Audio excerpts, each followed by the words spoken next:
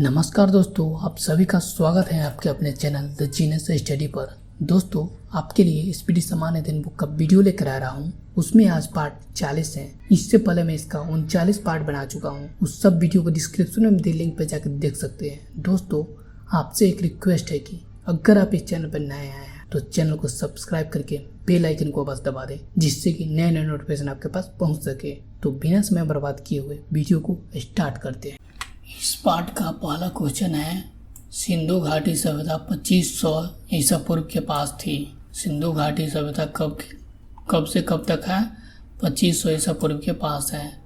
भारत का अंतिम मुगल सम्राट बहादुर शाह जफर द्वितीय था। भारत का अंतिम मुगल सम्राट कौन था? बहादुर शाह जफर द्वितीय था। अकबर का राजस्व मंत्री टोडरमल था। अकबर का राजस्व मंत्री कौन था? टोडरमल था। संसद द्वारा अनुमोदन होने पर भी राष्ट्रीय आपातकाल 6 माह तक लागू रह सकता है। संसद द्वारा अनुमोदन होने पर भी राष्ट्रीय आपातकाल कितने दिन तक रह सकता है? 6 महीना तक रह सकता है। संविधान की व्याख्या करने का अंतिम अधिकार सर्वोच्च न्यायालय को है। संविधान की व्याख्या करने का अंतिम अधिकार किसके पास है? सर्वोच्च न्यायालय को है। नेक्स्ट क्वेश्चन है, जीका वायरस का वाहक एडिज मच्छर है। जीका वायरस का वाहक क्या है? एडिज मच्छर। मानव शरीर में जल की मात्रा 80% होता है। मानव शरीर में जल की मात्रा कितनी होती है? 80% होती है। मनुष्य के शरीर में सबसे छोटी ग्रंथि पेटरी तथा सबसे बड़ी ग्रंथि लिवर यकृत है। मनुष्य की सबसे छोटी ग्रंथि कौन सी है? पेटरी है। तथा सबसे बड़ी ग्रंथि कौन सी है? लिवर अर्थात यकृत है। श्वेत रक्त कणिकाओं का निर्माण अस्थि मज्जा, लिम्फ नोड तथा प्लीहा में होता है।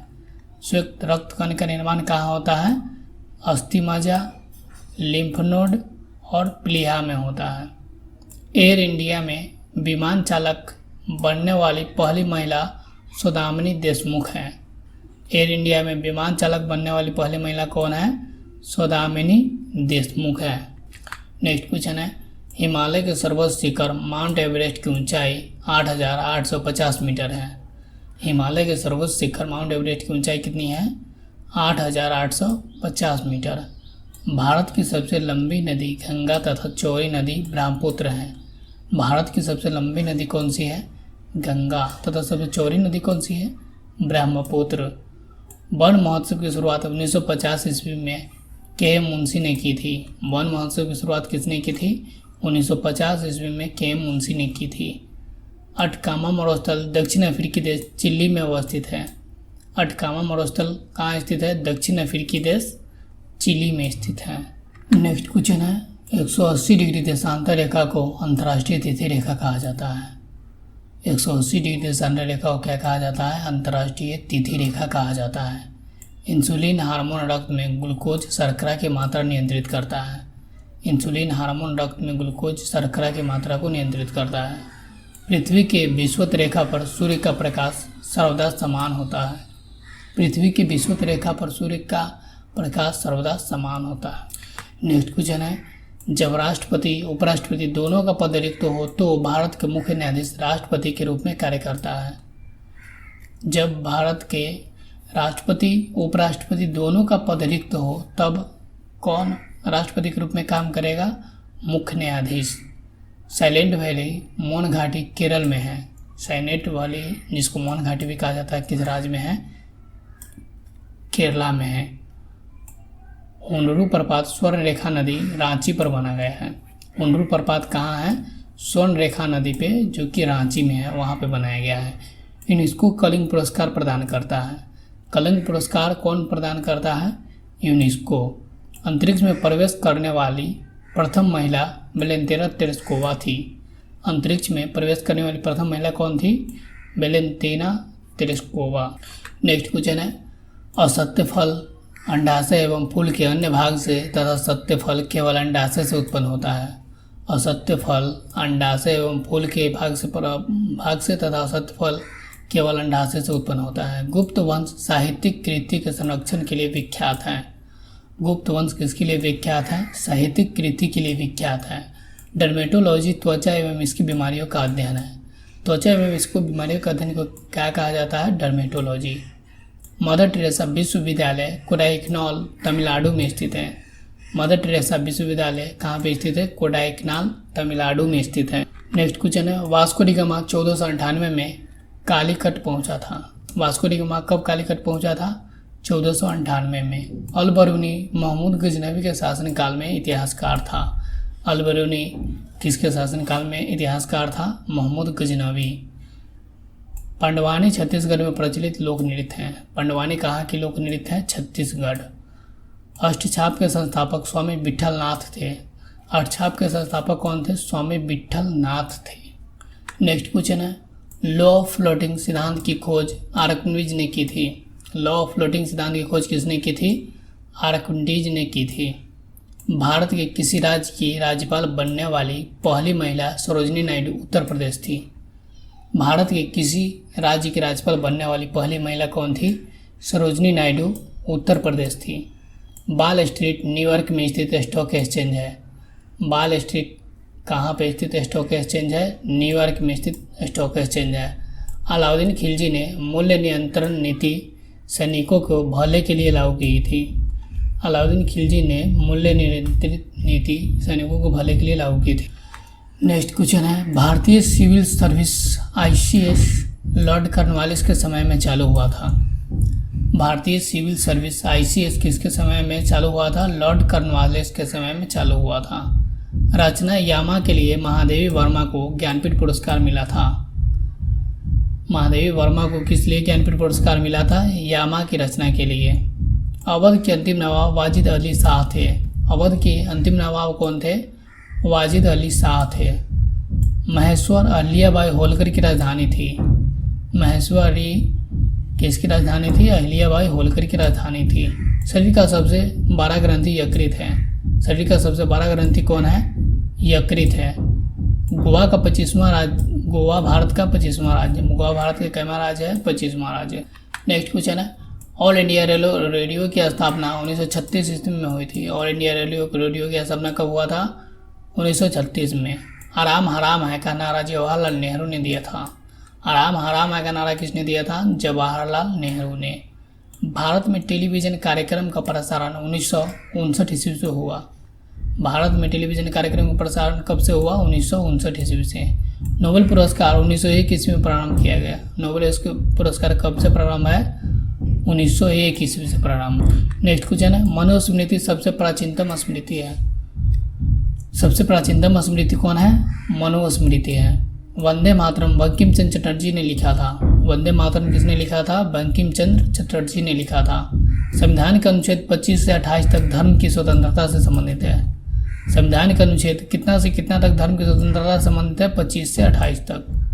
प्राचीन भारत का महान विधि निर्माता मनु थे। प्राचीन भारत के महान विधि निर्माता कौन थे? मनु थे। समुद्र पृथ्वी का लगभग 71% है। समुद्र पृथ्वी का लगभग कितना परसेंट है? 71% है। नेक्स्ट क्वेश्चन है, समुद्र पृथ्वी का लगभग 71% है। रुपया का सिक्का भारत में पहली बार शेरशाह सूरी के शासनकाल में ढाला गया था। रुपये का सिक्का भारत में पहली बार किसके शासनकाल में ढाला गया था? शेरशाह सूरी के शासनकाल में ढाला गया था। पित्त का श्रवण यकृत द्वारा होता है। पित्त अर्थात बाइल का श्रवण कहाँ से होता है? यकृत द्वारा होता है। मानव शरीर से रक्तचाप एड्रिनल ग्लैंड द्वारा नियोजित होती है। मानव शरीर से रक्तचाप किसके द्वारा नियोजित होती है? एड्रिनल ग्लैंड के द्वारा नियोजित होती है। लगातार बढ़ती कीमत की प्रक्रिया मुद्रास्फीति कहलाती है। लगातार बढ़ती कीमत की प्रक्रिया क्या कहलाती है? मुद्रास्फीति कहलाती है। नेक्स्ट क्वेश्चन है, शिवाजी की माँ जीजाबाई थी। शिवाजी की माँ क्या थी? जीजाबाई थी। नेपोलियन बोनापार्ट फ्रांस का निवासी था। नेपोलियन बोनापार्ट कहाँ का निवासी था? फ्रांस का। मोहम्मद बिन तुगलक ने अपनी राजधानी दिल्ली से देवगिरी स्थानांतरित की थी। मोहम्मद बिन तुगलक ने अपनी राजधानी दिल्ली से कहाँ स्थानांतरित की थी? देवगिरी। हरे पौधे में प्रकाश संश्लेषण की इकाई कंटोसोम कहलाती है। हरे पौधे में प्रकाश संश्लेषण की इकाई क्या कहलाती है? कंटोसोम कहलाती है। मानव शरीर में खून की शुद्धिकरण की प्रक्रिया को डायलिसिस कहते हैं। मानव शरीर में खून की शुद्धिकरण की प्रक्रिया क्या कहते हैं? डायलिसिस कहते हैं। नेक्स्ट क्वेश्चन है, हिस्टोलॉजी में ऊतकों का अध्ययन किया जाता है। ऊतकों का अध्ययन किसमें किया जाता है? हिस्टोलॉजी में। प्राचीन सांख्य दर्शन में कपिल मुनि का योगदान है। प्राचीन सांख्य दर्शन में किसका योगदान है? कपिल मुनि का योगदान है। मानसून का कारण हवाओं का मौसमी उत्क्रमण है। मानसून का क्या कारण है? हवाओं का मौसमी उत्क्रमण। पृथ्वी की अपेक्षा चंद्रमा का द्रव्यमान 1/81 है। पृथ्वी की अपेक्षा चंद्रमा का द्रव्यमान क्या है? 1/81। सहारा मरुस्थल उत्तरी अफ्रीका में है। सहारा मरुस्थल कहाँ स्थित है? उत्तरी अफ्रीका में। पृथ्वी का औसत तापमान 15 डिग्री सेंटीग्रेड है। पृथ्वी का औसत तापमान कितना है? 15 डिग्री सेल्सियस। इस पार्ट में प्रमुख राष्ट्रीय उद्यान एवं अभयारण्य।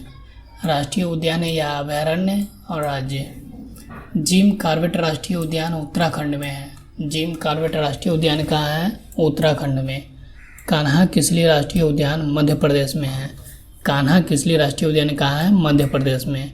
मानस वन्यजीव अभयारण्य असम में है। मानस वन्यजीव अभयारण्य कहाँ है? असम में है। पेरियार वन्यजीव अभयारण्य केरला में है। पेरियार वन्यजीव अभयारण्य कहाँ है? केरला में है। रणथंभौर राष्ट्रीय उद्यान राजस्थान में है। रणथंभौर राष्ट्रीय उद्यान कहाँ है? राजस्थान में। दुधवा राष्ट्रीय उद्यान उत्तर प्रदेश में है। दुधवा राष्ट्रीय उद्यान कहाँ है? उत्तर प्रदेश में है। नेक्स्ट क्वेश्चन है, शिकारी देवी अभयारण्य हिमाचल प्रदेश में है। शिकारी देवी अभयारण्य कहाँ है? हिमाचल प्रदेश में। काजीरंगा राष्ट्रीय उद्यान असम में है। काजीरंगा राष्ट्रीय उद्यान कहाँ है? असम में। केवलादेव घाना पक्षी विहार राजस्थान में है। केवलादेव घाना राष्ट्रीय पक्षी विहार कहाँ है? राजस्थान में। गिर राष्ट्रीय उद्यान गुजरात में है। गिर राष्ट्रीय उद्यान कहाँ है? गुजरात में। बांदीपुर राष्ट्रीय उद्यान कर्नाटक में है। बांदीपुर राष्ट्रीय उद्यान कहाँ है? कर्नाटक में। नल सरोवर पक्षी अभयारण्य कहाँ है? गुजरात में। नल सरोवर पक्षी अभयारण्य कहाँ स्थित है? गुजरात में। नंदनकाना वन्यजीव अभयारण्य उड़ीसा में है। नंदनकाना वन्यजीव अभयारण्य कहाँ स्थित है? उड़ीसा में। दक्षिण ग्राम अभयारण्य जम्मू कश्मीर में है। दक्षिण ग्राम अभयारण्य कहाँ स्थित है? जम्मू कश्मीर में। नेक्स्ट का अभयारण्य है राजाजी राष्ट्रीय उद्यान उत्तराखंड में है। राजाजी राष्ट्रीय उद्यान कहाँ स्थित है? उत्तराखंड में। सिंपलीपाल अभयारण्य उड़ीसा में है। सिंपलीपाल अभयारण्य कहाँ है? उड़ीसा में। मधुमलाई अभयारण्य तमिलनाडु में है। मधुमलाई अभयारण्य कहाँ है? तमिलनाडु में। डाम्फा अभयारण्य मिजोरम में है। डाम्फा अभयारण्य कहाँ है?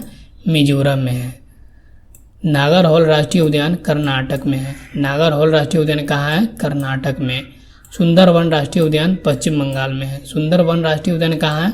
पश्चिम बंगाल में। किबु लामजाओ राष्ट्रीय उद्यान कहाँ है? मणिपुर में। किबु लामजाओ राष्ट्रीय उद्यान कहाँ है? मणिपुर में है। नेक्स्ट है प्रमुख नदियाँ उद्गम एवं मुहाना।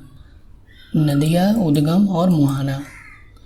सिंधु नदी मानसरोवर झील से निकलती है और अरब सागर में गिरती है। सिंधु नदी मानसरोवर झील से निकलती है और अरब सागर में गिरती है। नर्मदा नदी अमरकंटक की पहाड़ी से निकलती है और खंभात की खाड़ी में गिरती है। नर्मदा नदी अमरकंटक की पहाड़ी से निकलती है और खंभात की खाड़ी में गिरती है। ताप्ती नदी मुल्ताई मध्य प्रदेश से निकलती है और खंभात की खाड़ी में गिरती है। ताप्ती नदी मुल्ताई मध्य प्रदेश से निकलती है और खंभात की खाड़ी में गिरती है। यमुना यमुनोत्री ग्लेशियर से निकलती है और गंगा में गिरती है। यमुना यमुनोत्री ग्लेशियर से निकलती है और गंगा में गिरती है। रामगंगा नैनीताल के निकट से निकलती है और गंगा में गिरती है।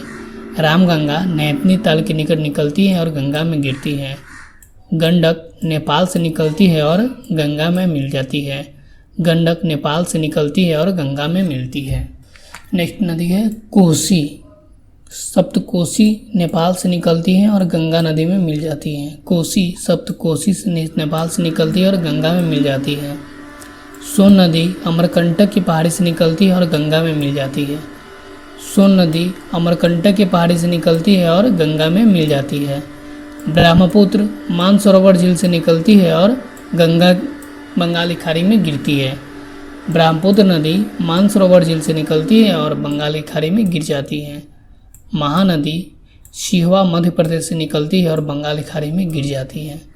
महानदी सिहवा मध्य प्रदेश से निकलती है और बंगाली खाड़ी में गिर जाती है। गोदावरी नदी नासिक के निकट से निकलती है और बंगाली खाड़ी में गिर जाती है। गोदावरी नदी नासिक के निकट से निकलती है और बंगाली खाड़ी में गिर जाती है। कावेरी नदी केरकारा ब्रह्मगिरी पहाड़ी से निकलती है और बंगाली खाड़ी में गिरती है।